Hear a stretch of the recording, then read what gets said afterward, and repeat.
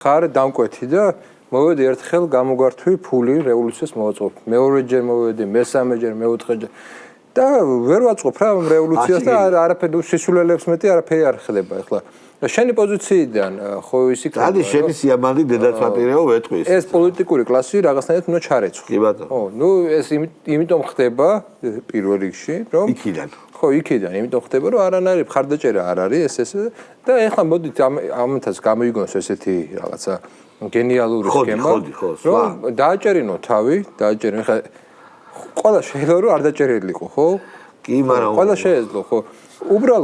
უბრალოდ ბათი ესე იგი, ანუ რაღაცნაირად უნდა გაამართონ ის ფულების მილიონები უნდა გაამართონ რა შეdaихარჯა. ხო, აი დაიხარჯა იმაში და რვა თვე იჯდება ეხლა.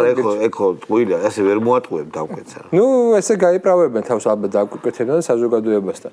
მე ზოგადად ჩვენ საუბრობდით თუნდაც შარშანი იყო მახსოვს და შარშან წინაც რომ ჩვენი პოლიტიკური კლასი ამ შემთხვევაში საუბრობ ოპოზიციაზე ნუ თვით ლიკვიდაციის რეჟიმშია ხა რამდენი ხანი გასტანს ეს თვით ლიკვიდაცია ნუ უკვე მიდის ამ თვით ლიკვიდაციის ლოგიკურ დასასრულამდე და ბუნებრივია როდესაც თვით ლიკვიდაციის რეჟიმში ხარ რაღაცა ეტაპი დგება როდესაც მართლა ლიკვიდაცია იწყება ხო ბოლო სტადია ესა ბოლო სტადია რატომა ეს ბოლო სტადია იმიტომ რომ მოთხოვნასა და პოლიტიკურ მიწოდებას შორის ყველანაირი ბალანსი დაერევა ხო შეიძლება ნუ ყოველთვის რა თქმა უნდა არ ემთხვევა საზოგადოების მოთხოვნა და პოლიტიკური კლასის რაღაცა ინტერესები ყოველთვის არ ემთხვეოდა და ყოველთვის ჰქონდა საკუთარი რაღაცა ლოზუნგები მიმართულებები პოლიტიკურ ოპოზიციას რომელიც აბსოლუტურად სხვა რაღაცა იყო მაგრამ შეიძლება ამის მიუხედავად დომინანტური ყოფილიყო ეხლა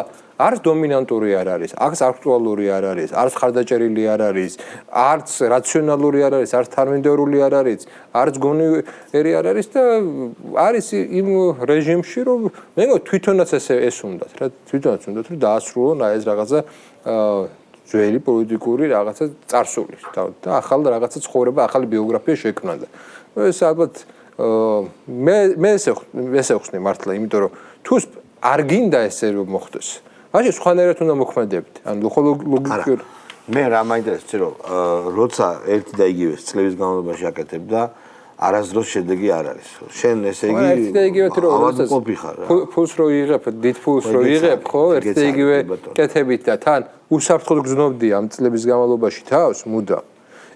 ეხლა ნახეთ, თავარი ერორი რა არის ამ სისტემის რა.